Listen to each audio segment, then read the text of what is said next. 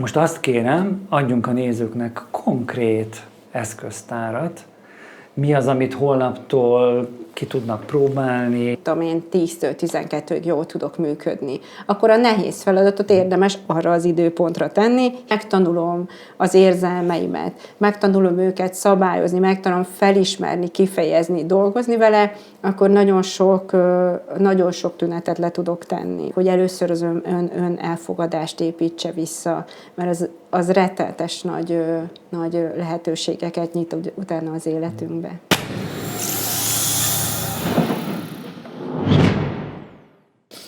A második részben gyakori társuló nehézségekről beszéltünk, most jöjjön a leggyakorlatilasabb rész.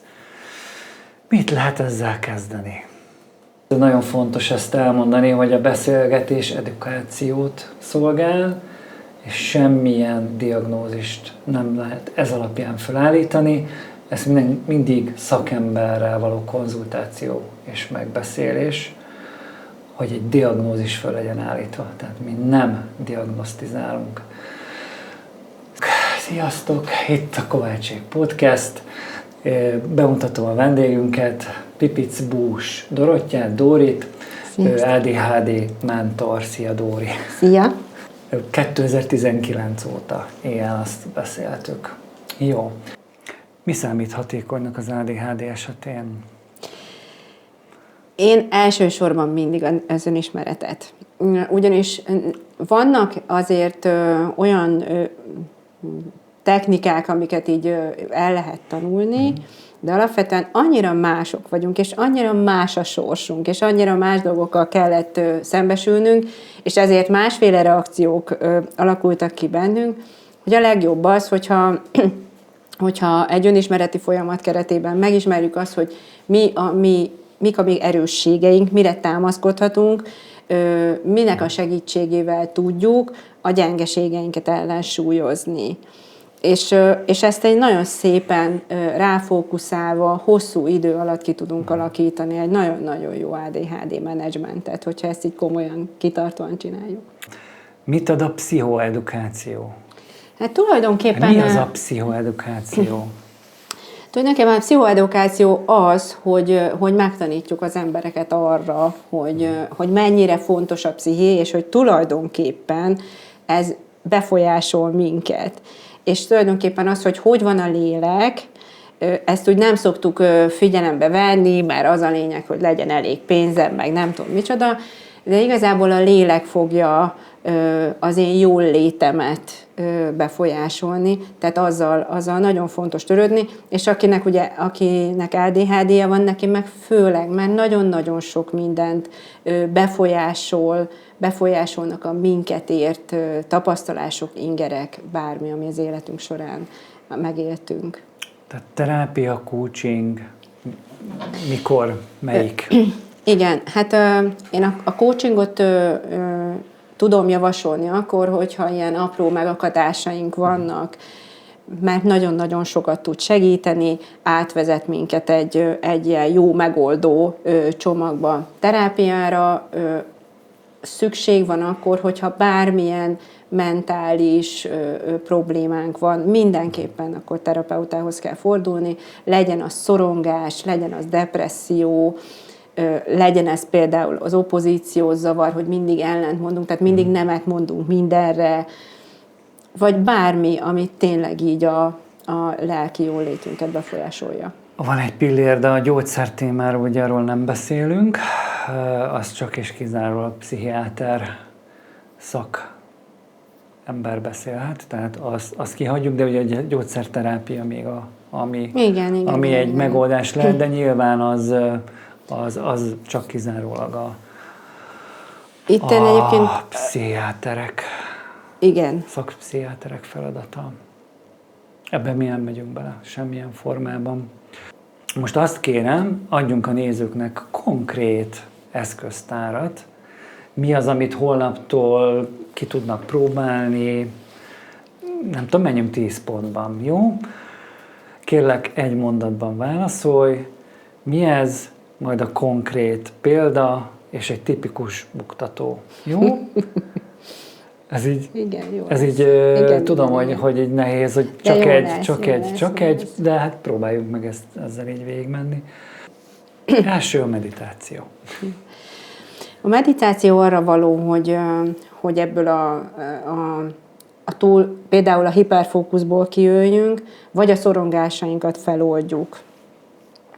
Tudom ajánlani ADHD-soknak a tai chi-t, a jogát, amik meditatív mozgások, és azért fontos, hogy mozgás legyen, mert hogy és ez a buktatója ennek, hogy egy ADHD-s nem tud egy helybe ülni, és még tudom javasolni a mindfulness meditációt is.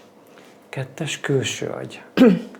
Külső agyon az ilyeneket, hogy naptár, különböző listákat értünk, tehát hogy olyan dolgokat, amik helyettünk gondolkoznak, vagy valahol a lakásunk, munkahelyünkbe kirakva minket segítenek, nagyon-nagyon jól tudnak működni, vagy például olyan óra, ami úgy mutatja az időt, hogy azt mutatja, hogy még mennyi időnk van hátra egy adott feladatból. Ez a vizuális időtimer, ezek mind nagyon, nagyon hasznosak. Ami hátulütője lehet az, hogy nem feltétlenül arra van szükségünk, tehát jól kell tudnunk, hogy mit használunk. A másik meg az, hogy én például rendszeresen elhagytam a naptáramat is, tehát hogy még hogy ezzel is úgy meg kell küzdeni. Feladatindítás a 3. Ugye ez arról szól, hogy nagyon sok ADHD-s belecsap a feladatba, viszont nagyon sok ADHD-s meg éppen ellenkezőleg halogatja azt. És ez a 2 perces technika, ez arról szól, hogy nem azt gondolom, hogy én most az egész feladatot meg fogom csinálni, mert az ijesztő. A maximalista hozzáállás esetén úgy gondolja, hogy ő ebbe így nem is fog belekezdeni, hanem ez a 2 perces technika, ez egy olyan fogadalom, hogy én most ezen 2 percig dolgozni fogok. És ha már 2 percig dolgoztam, akkor lehet, hogy benne is maradok. És igen, bocsánat, nem, mondd végig. És a hátulütője pedig az, hogy ugyanennek a technikának az egyik alpontja az, hogyha valami feladat kevesebb ideig tart, mint 2 perc, akkor azt csináljuk meg azonnal. Ezt ADHD-nál azért nem javaslom, mert akkor váltogatni kell a fókuszt, és az nekünk nem annyira megy. Közös ezekben, hogy nem azt várjuk el, hogy majd egyszer csak megy, hanem azt, hogy a környezet segítse az idegrendszert. Igen, ugye? igen, így van. Tehát, Így van. Legközelebbi lépés a 4. Az egyik legnehezebb az ADHD számára az, hogy felfogja, hogy nem mindent egybe kell megcsinálnia. Tehát nagyon sokszor észreveszem azt, hogy mondjuk egy munkahelyen kap egy feladatot, és azt hiszi, hogy neki azt rögtön tudnia kell, neki azt rögtön kész kell, hogy legyen, tehát nem képes részekre bontani.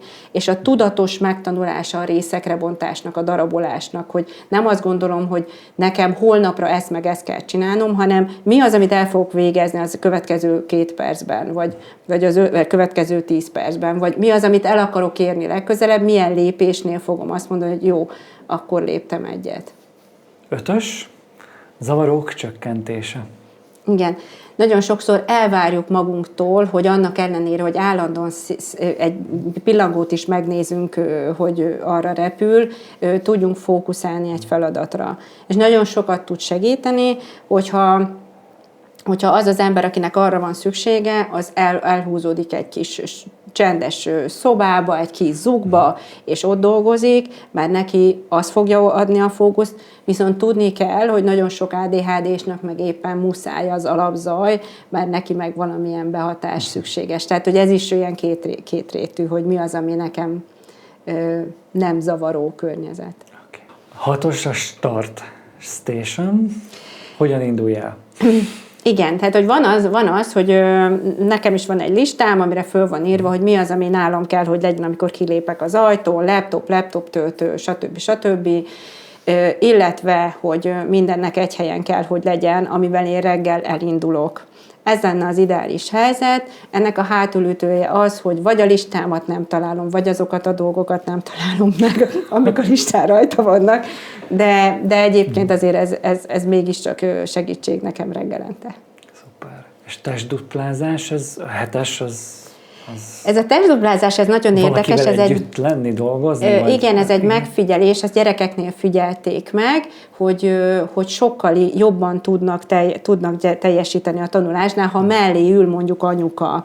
És akkor nem csinál semmit, tehát nem feltétlenül segít neki a tanulásba, de ott kell legyen. És ezt most már olyan szintre emelték, hogy külföldön már létezik olyan szolgáltatás, hogy ez a double body, ami azt jelenti, hogy ha nekem szükségem van egy ilyen valakire, aki drukkol nekem, miközben én dolgozom.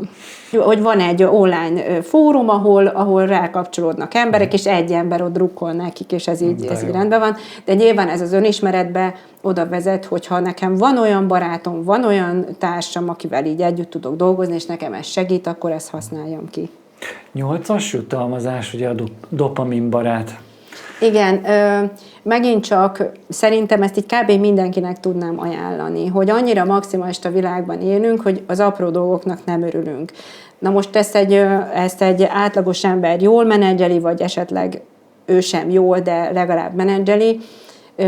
Egy ADHD-snak viszont szüksége van a dopaminra, szüksége van arra, hogy kapjak egy dicséretet, egy löketet, és ezért érdemes a már előbb elmondottak szerint szétdarabolt feladatomat, amikor valamilyen apró rész feladatot megcsinálok, akkor azt valahogy arról hogy megünnepelni, csak egy ilyen képzeletbeli várveregetéssel akár.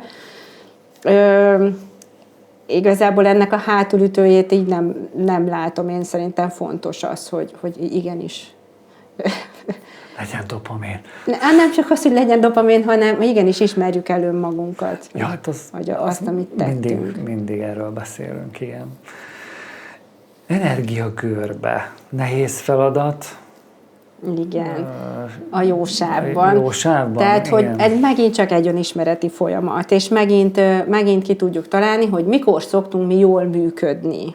Tehát, hogyha én például, 10-től 12-ig jól tudok működni, akkor a nehéz feladatot érdemes arra az időpontra tenni, hiszen akkor biztos, hogy el tudom végezni, vagy nagyobb valószínűséggel tudom elvégezni. Okay.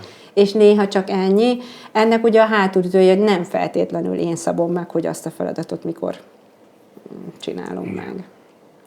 Érzelemszabályozás? Igen. Önismeret, ugye erről beszéltünk, igen, minden tehát, mennyiségben. Hogy pontosan amiatt,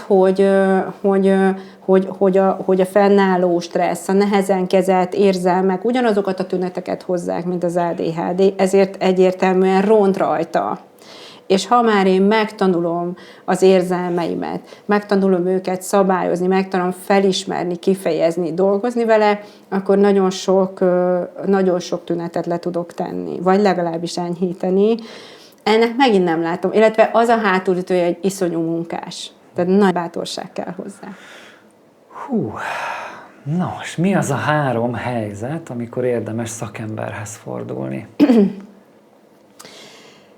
3 helyzet.